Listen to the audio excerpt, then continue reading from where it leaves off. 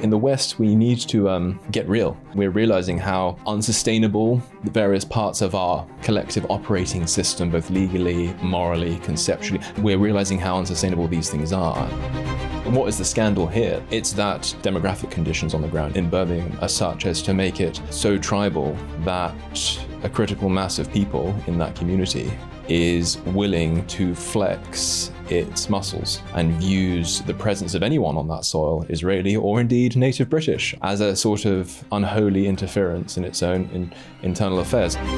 If you have it in you to break the law against beating up old ladies, you're not exactly going to be a stickler for the laws against prohibited weapons. All it does is disarm the law-abiding. So he started off as a very caring mentor to me and ended up as a very close friend, and he will be very dearly missed. His loss hasn't fully sunk in yet.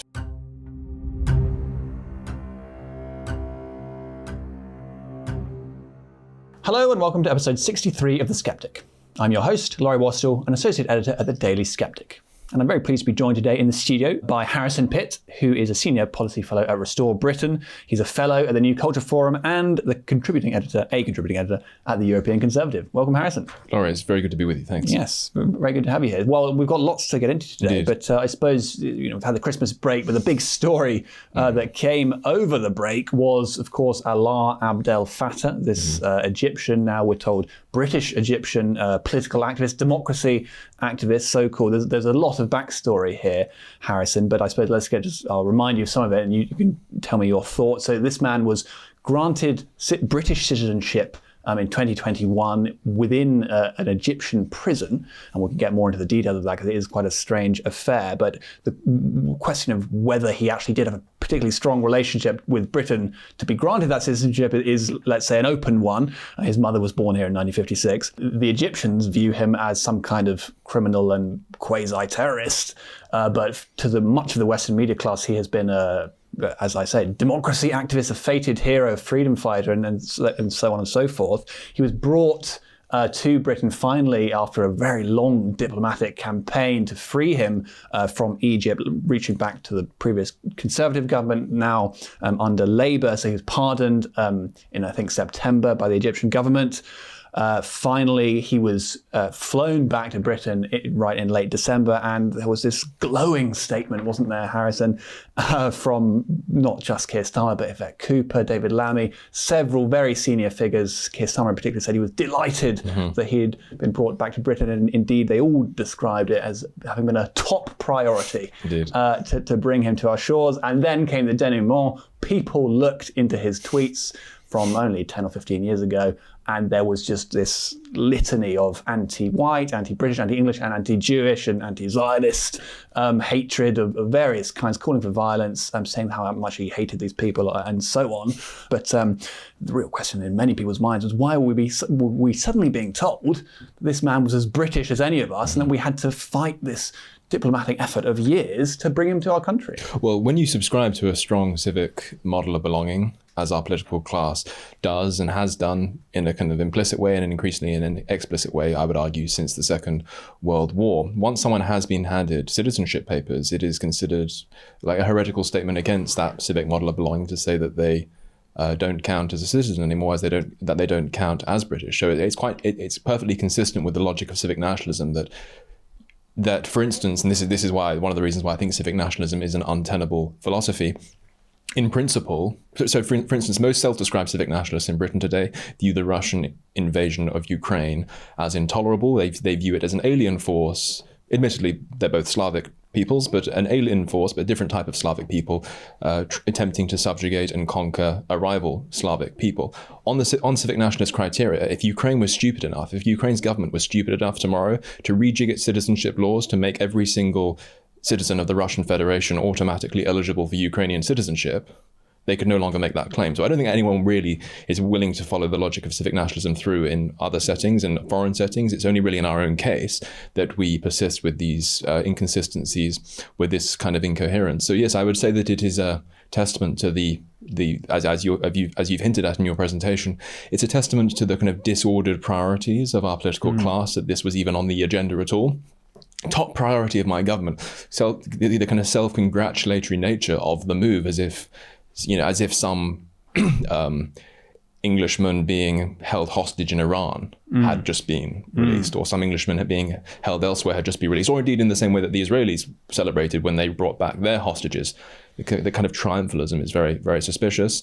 But also when we have so many problems that maybe we'll get to in Britain, to do with state capacity, to do with economic fortunes, to do with cost of living crisis, to do with replacement migration, all of these things that are making life in Britain increasingly unlivable, and which are potentially going to make the 21st century, disastrous for us. The fact that this would be a priority in that context is truly flabbergasting. Then we'll perhaps get to some of this as well, because Restore Britain is hoping this year to do some work on citizenship.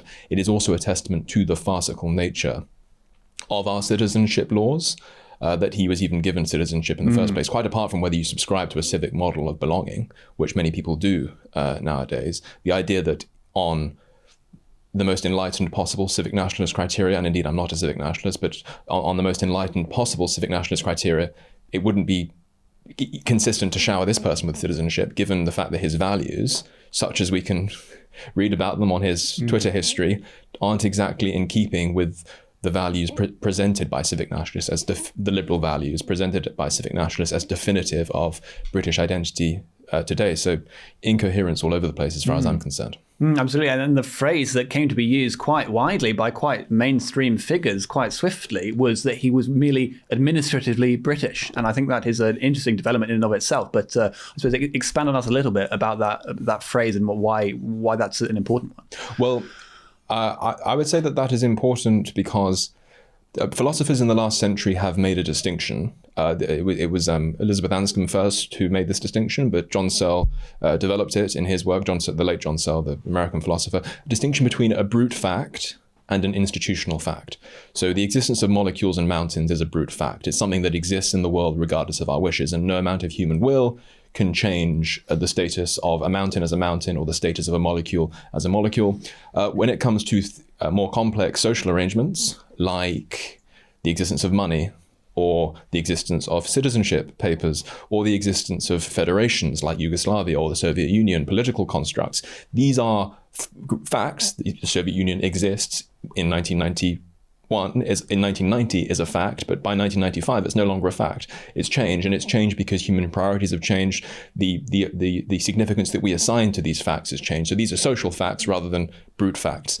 Belonging to a nation is a brute fact. It's something that exists regardless of or ethnicity is a brute fact. It's something that exists regardless of our wishes. A Hutu can't become a Tutsi can't become a Hutu.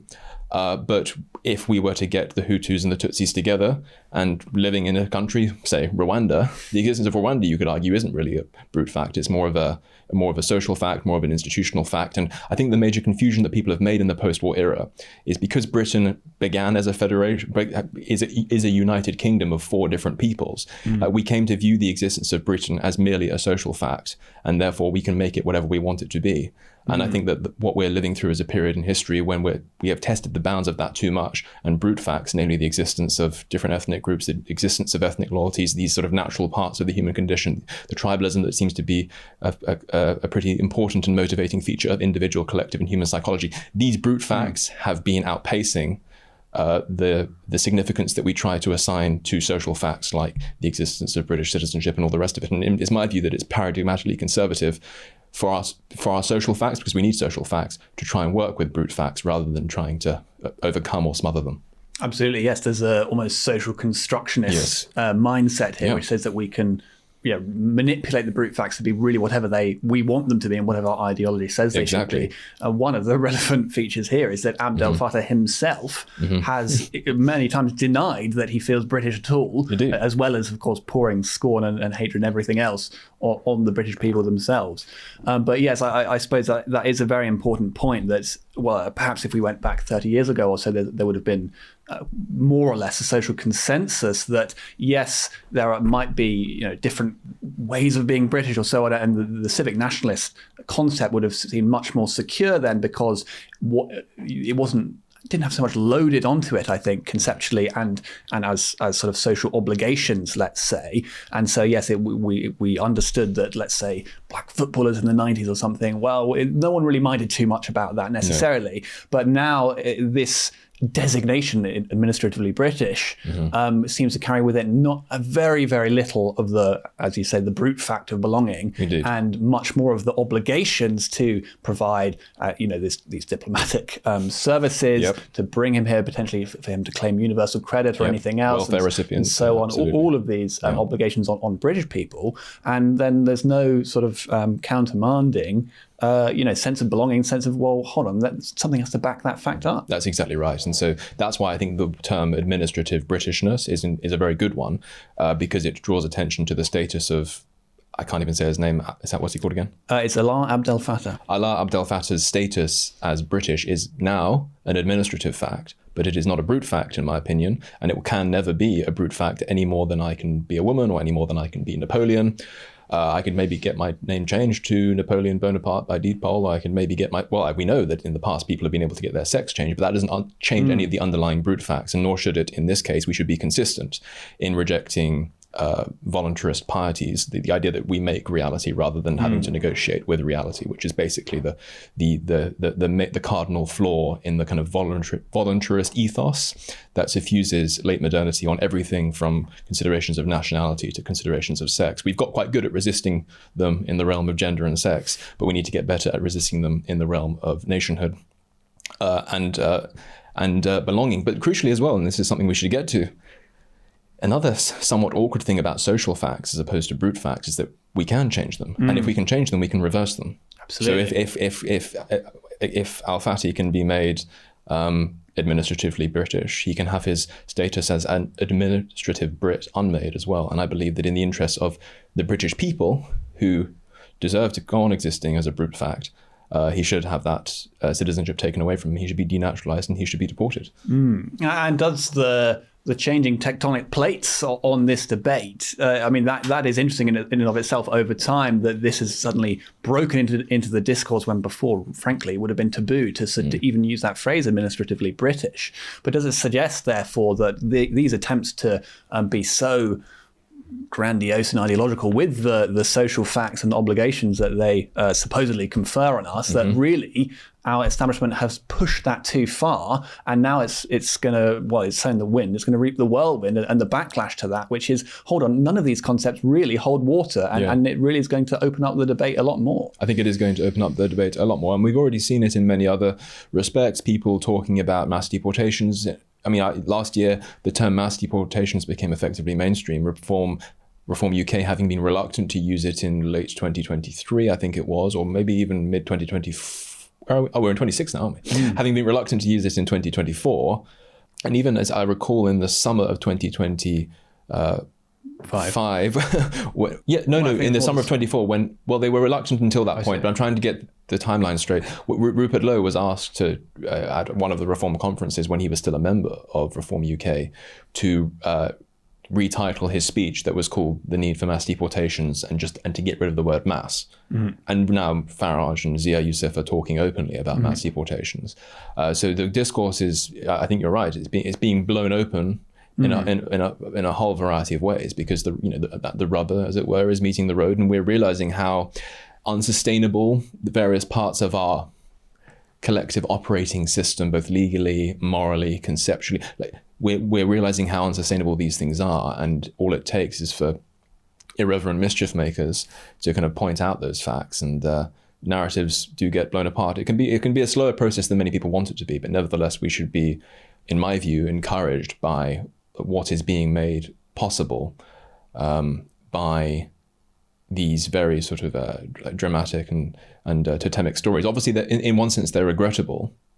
They are, the fact that this man has been given citizenship and now lives amongst us, and no doubt is having his livelihoods subsidized at the expense of hardworking British taxpayers. So obviously, as a just kind of localized event, that is regrettable and needs to be reversed. But it does draw attention in a pretty stark and undeniable way to the pathologies that are making things so difficult for us, and that can only be a good thing if it enables us to not, I don't want to say exploit or pounce on those, but to use those moments as energy to set things right. And I think they do. Well, there's all teachable moments in the jargon, I suppose, but that was so so damaging, I think, frankly, for this government that has, of course, been trying, with Shabana Mahmood in particular as Home Secretary, to posture as tough on illegal migration and all kinds of things. And of course, the end of the story is that, yes, there was this great row and suggestion, calls from many Tory MPs and Reform MPs and so on for him to have his citizenship revoked, as you've just made as well.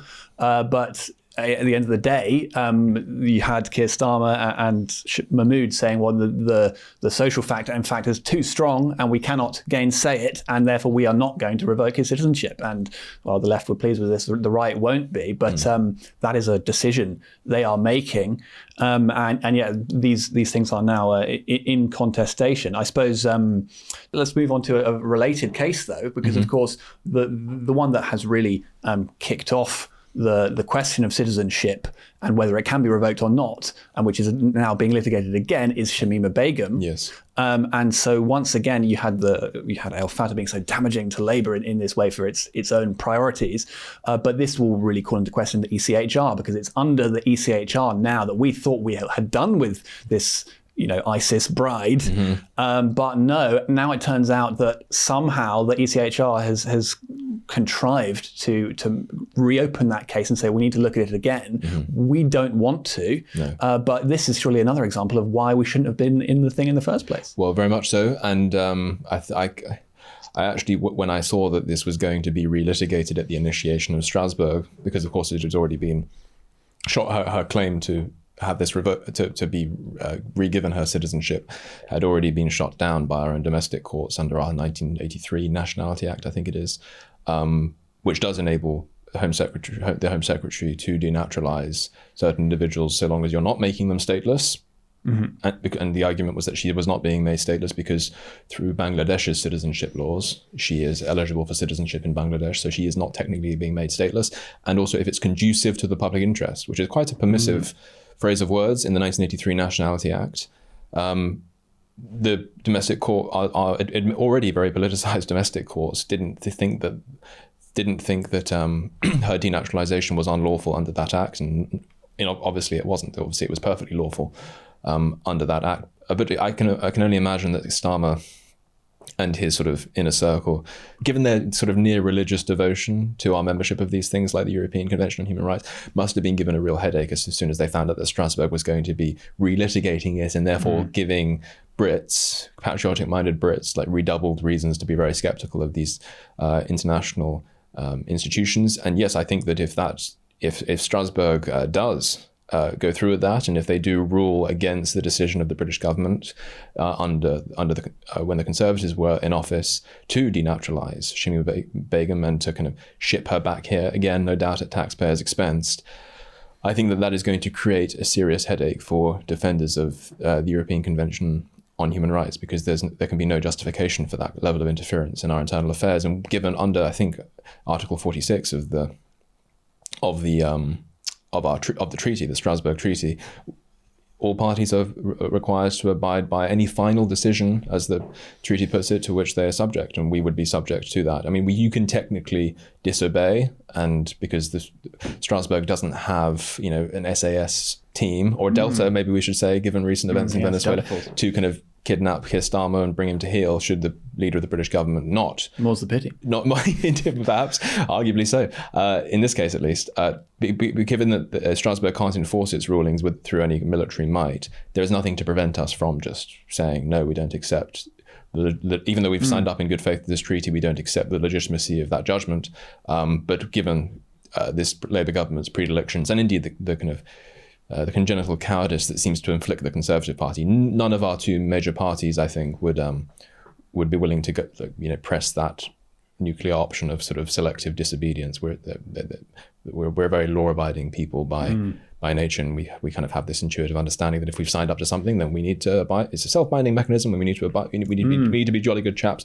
I think this is going to cause real trouble for the government if Strasbourg goes through with this, and Shamima Begum ends up being shipped back to one of our Bangladeshi colonies in London.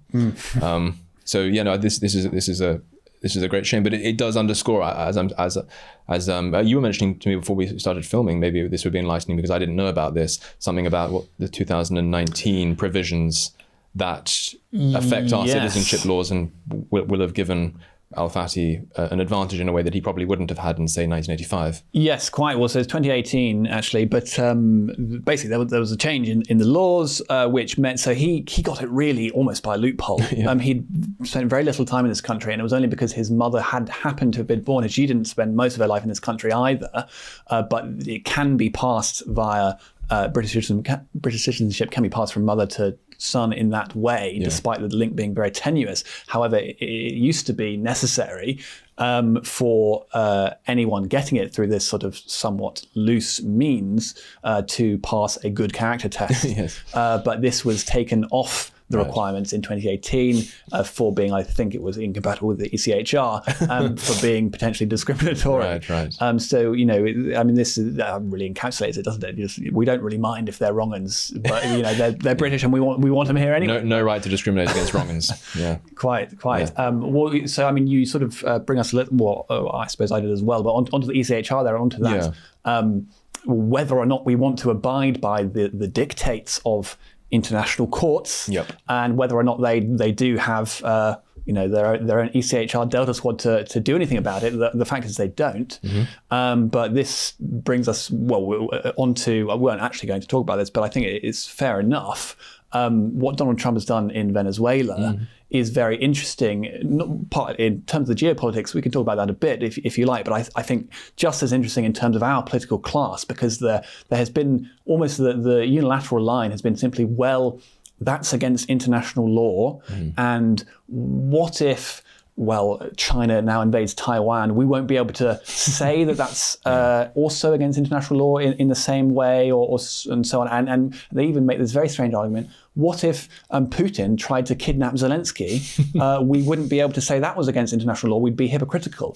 Well, the fact is he already has tried to do that. And I don't know if they've noticed, but there's been a war in Ukraine for the past 4 years, which we constantly say is illegal and is against international law. Yeah. But that brings us back, doesn't it, Harrison, to that distinction between brute facts of, in this case, geopolitics and raw political power and armies and so on, and these niceties of, in this case, so in international law and social realities that we would like to be the case, but really most of the time they aren't. They're fictional, and yet we continue to delude themselves that they're real. Very well said. I don't have a settled or definite view on the whole Venezuela thing yet. I certainly don't discern any British national interest there, and I'm on the fence about whether it was the right thing for Trump to do or not. I don't know enough about it, and I've been trying to bone up on it ever since it happened, and I got that little notification on my phone saying that Nicolas Maduro had been kidnapped and was on his way to New York City.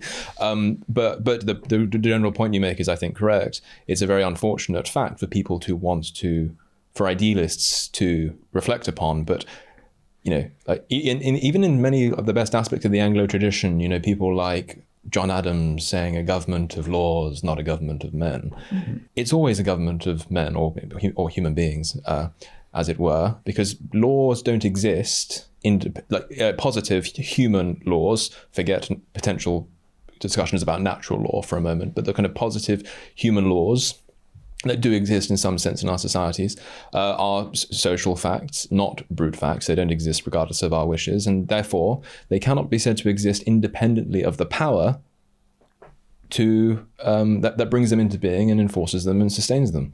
If the Nazis had won the Second World War, which they could have done, any kind of international legal system that resulted from that would be very different. And would that difference be owing to the greater justice of the Nazi concept of law? No, it would be owing to the fact that the Nazis had won the Second World War and having won, were in a position to assert themselves socially and globally, or probably more likely continentally, but nevertheless assert themselves in a way that they couldn't after the Battle of Berlin in 1945. So yes, we in the West, we need to get real in a way and stop coddling ourselves with these sort of polite abstractions that worked in an age where a lot of the givens that we are losing now could be taken for granted. Quite.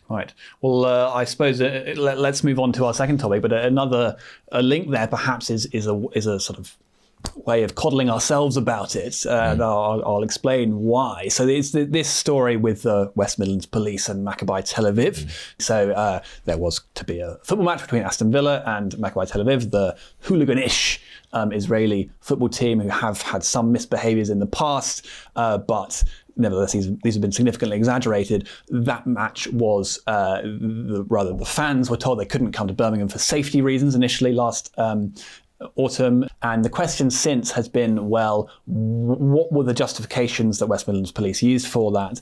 Were they true, frankly? And was this a flagrant example of two-tier policing? And now it certainly was. I think we've been pretty clear about there's been a whole litany of quite ridiculous failures by West Midlands Police, which begin with them apparently having, well, I think we probably have to still say allegedly here, but seeming to use AI to create a report which hallucinated, as it is often prone to, about what the Maccabi Tel Aviv fans had allegedly done the previous year at their match against Ajax in Amsterdam, at which there was quite serious disorder. Now, basically, they had committed some sort of minor provocations to the locals there, like taking down Palestine flags on one day. But the key sort of almost riots, and some termed a pogrom, that happened the next day of the match. There was very serious violence, organised violence by local Muslims against the travelling Jewish fans. Correct. And that included some of them being thrown into a canal. Yep. Now, the report by West Midlands Police that was generated by AI did report on people being thrown into a canal, and it suggested this was done by the Jewish fans. Yeah. And so that's just quite extraordinary, the whole thing, frankly. But what has now come out after it's been pursued relentlessly, and particularly by Nick Timothy MP, who's done very well on this, but is that they had intelligence all the way back in September. The match was, I think, at the start of November, I think so. that there were set to be mobs or gangs of local Muslims who were going to explicitly target the fans and attack them when they came. And really, this was the reason why they had to ban it. And everyone knew this, frankly. I mean, this was pretty clear to me. I wrote an article about this in The Spectator in October saying, it was a demographic question. That was the key issue. Sorry, this is a long preamble for you, Harrison. Details always. But yes, it's a long story, and so we should sort of go through it in this way. But anyway, so it's continued. And now we have the sort of the spectacle, the Westminster rigmarole spectacle in some ways, which is many of the Birmingham City councillors and the head of West Midlands Police, Craig Guildford, was summoned to the Home Affairs Select Committee yesterday as we're talking about it, and it was this sort of set piece Westminster dressing down of the incompetent provincial bobbies who basically had, gave a very poor account of themselves, couldn't really say why they hadn't mentioned this very, very salient fact that there was going to be these attacks and so on. And so, oh look, the police lied. And this was the problem, and now there's all these calls for him to resign. Yes, that'll be it. That'll tie it into a neat bow around it. That'll be the issue done if we can get one police officer to resign. But by a long way preamble there, Harrison, what this is missing is, of course, the real problem here is not, yes, the police have behaved badly, and no one would deny that, and no one would shed a tear if they resign. Or this particular copper does. But the fact is, the real problem here is that we have our second city, which has undergone radical demographic change and now is unsafe for Jews to walk around in because of the people living there. Now, that is the key problem, but our political class would prefer to focus on rigmarole.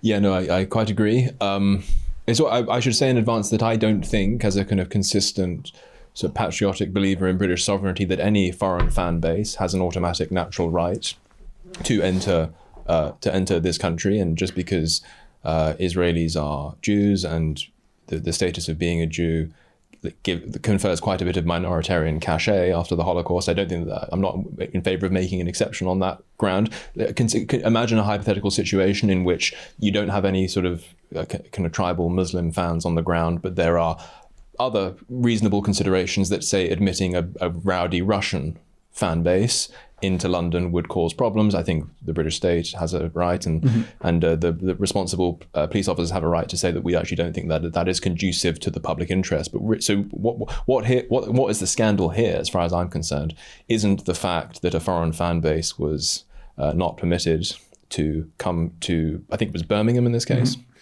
It's that conditions on the ground in Birmingham, demographic conditions on the ground in Birmingham, are such as to make it so febrile, so tribal, that a critical mass of people in that community is willing to flex its muscles and is willing to make demands and views the presence of anyone on that soil, Israeli or indeed native British, I would imagine, as a sort of unholy interference in its own internal affairs, like rather as an African tribe during the kind of scramble for Africa would be disturbed by French interlopers or British interlopers, as I'm sure they were when sort of first encountering them in the mid to late 19th century, would be disturbed by the presence of foreigners in their midst. It's just the difference here is that we're talking about effective sort of foreign subcultures, foreign colonies in Britain, who feel able to assert themselves in this way and feel able to make demands of a very spineless police force that has been made spineless by exactly these sorts of minoritarian, race-related taboos, because you kind of have two rough considerations. Either sort of policing these areas is an intolerable interference in the internal affairs of this sort of self-governing tribal community, and that there is something illicit and racist about a white majority police force. I don't even know if it is white majority in this case, but say a white British police force policing non-whites even in British cities. So there's that kind of sort of racist, anti-racist moral consideration that prevents the enforcement of law without fear or favor. But then there was also, I imagine, in these police forces, given that I don't think they're all just kind of blue-haired radicals or anything who hold to that ideology, there's just a sort of pragmatic, I think David Betts has taken to calling it negotiated policing, just an understanding that we are so outnumbered in this community that there's no point us going in there anymore. I've spoken to police officers in the United States, for instance. The case there is slightly different because Africans have been in America for, the ones that are descended from slaves at least, have been there since 1619. So you're not talking about a foreign subculture in quite the same way there. You're talking about more of a kind of a sort of a long-suffering, but also long-established community in North America. But they tell me about how there are just certain parts of Maryland, Baltimore, certain parts and certain bits of Chicago that just aren't policed anymore because it's not prudent to do so. You're not really backed up by the local community. They're more likely to be outraged by one, by the kind of the most non-lethal act of police overreach than by a mass shooting that took place on the previous weekend. The community is more up in arms about that than about someone, I don't know, being a bit rough with a young black person than the community is outraged by the mass shootings themselves that take place in Chicago all the time. So there is this sort of pragmatic consideration as well that makes it increasingly impossible for us to enforce the law in our own towns and cities, and it's some integration miracle. Quite. Well, yes, and to enforce the law as the wider British public and the British state officially is supposed to think it should be enforced. But as you say, in many ways, this is policing according to a community policing model, which is to say, listening to the expressed preferences and in this case racial hatreds of its local community and saying, well, actually it's going to be very unsafe if we allow these people to be here because they're going to be attacked. Yeah, that's right. Now that is a fact that is, can't be gainsaid by any of these parties. And I think what is very interesting here is, to take us back to the select committee that went on yesterday. So you had these MPs kind of puffing themselves up and saying, how incompetent these police officers had been and really sort of giving it to them. Many of these are Labour MPs, some of them are Tory, but these, you can look through their records. They haven't said much at all against mass immigration or demographic change at any point in their careers. They have made statements in favour of refugees and social care visas and so on. And so it seems a little bit unfair in a way that it's Parliament which has created the demographics of Birmingham as it is. It's actually these police officers have the really difficult task. I mean, if we're saying they're incompetent, by the way, if we're saying they're useless, they're feckless, they're lying, then we've actually just given them this completely febrile city to police. and also to, I suppose, maintain the facade while they're doing it, that it's all a multicultural utopia. I mean, it's an impossible task. Yes. And you do feel a little bit sorry for them. Yeah, you do. And certainly more for the rank and file than for the managerial types within the police, who, as I understand it, having spoken to police officers, are promoted largely in accordance with fealty to that ideology, so that they are to some extent creatures of the ideology emanating from Westminster more than they are the managerial types, more than they are unwitting victims in the whole saga. Certainly feel more sorry for the rank and file, most of whom I imagine are pretty sound within our police force, although maybe that's changing, I don't know. But yes, I have an example here. It goes back to the regrettable facts of human tribalism with which any intelligent conservative, small c, conservative political theory must work. There's nothing more paradigmatically conservative than trying to cooperate with human nature as it is, rather than trying to remake human nature as we think it might ought to be, or as we think it potentially can be, or whatever else it might be. Tribalism is a pretty salient feature of both individual and collective human psychology, and all you need to do is study diverse parts of the world to understand this. There's an example here which relates specifically to policing. I may get some of the pronunciations wrong, and maybe even some of the facts wrong, but the illustration should stand. There are two districts in the capital of Uganda. One of them is called Kifambura, and the other one is called Kishandra or something. Let's just go with that. Let's just say that's what they're called, and social scientists actually did do a study into this, because fiscal necessity forced this Ugandan metropolis to slash the capital policing budget. Kifambura, as I recall, is a very homogeneous district within the capital. Kishamba was a very heterogeneous one with lots of different ethnic groups, lots of different languages. And what happens in that setup is that once there is no sort of outside enforcement going on, and communities are tasked with policing themselves, they do so automatically along tribal lines. And once communities are policing themselves along tribal lines, there are automatically going to be concerns over out-group enforcement. Even if someone's doing something bad, if I don't have children, but if I did have a child, it's my job to tell off my children. It's not the job of, sometimes I may outsource it to people I trust, like neighbors, but I don't want some random woman in the street kind of disciplining my child in the same way that I might. Human beings being tribal, and they're a family, we're all tribal when it comes to familial relations, at least. There is a sort of natural resistance on the part of human beings to out-group enforcement. So it's no wonder that when you have these sort of indigestible communities, these indigestible subcultures clogging up Britain's understanding of itself and sort of being arrayed over our towns and cities, when it comes time for the kind of disinterested English Bobby to take an interest in this, of course he's going to be spat at, and it really is just a sort of various different forms of lose-lose situations. There's no way of winning. If you enforce the law effectively, then you're interfering in our community affairs. If you don't enforce it, you don't care about Pakistani lives, you can't win. Quite. And what I think was interesting as well is that, well, in some ways, it's almost as if the problem was not so much that they lied, it was that they got caught. Yeah. Which is to say, we'll use Africa, I'll go for the Soviet Union. It was almost as if there was a counter-revolutionary fact in the gospel of sort of the multicultural ideology, which is that, well, this particular immigrant group has very nasty attitudes towards Jews, and how does the British state deal with that, right? And of course, as you mentioned, these types of senior policing officers have been being told by Westminster for years and years that they are meant to uphold this idea of diversity being our strength. They're meant to do community policing. They're meant to promote on lines of diversity. They're meant to do things like not anymore, although this is changing now, but announce the ethnicity of their suspects. Just a very quick addition to that as well. Peter Blexley, who's a former copper, I think, like a bit of an old school copper, as I understand it, says that there's also a major problem with these kind of managerial types within the police force. There's a kind of pressure for them to get degrees nowadays.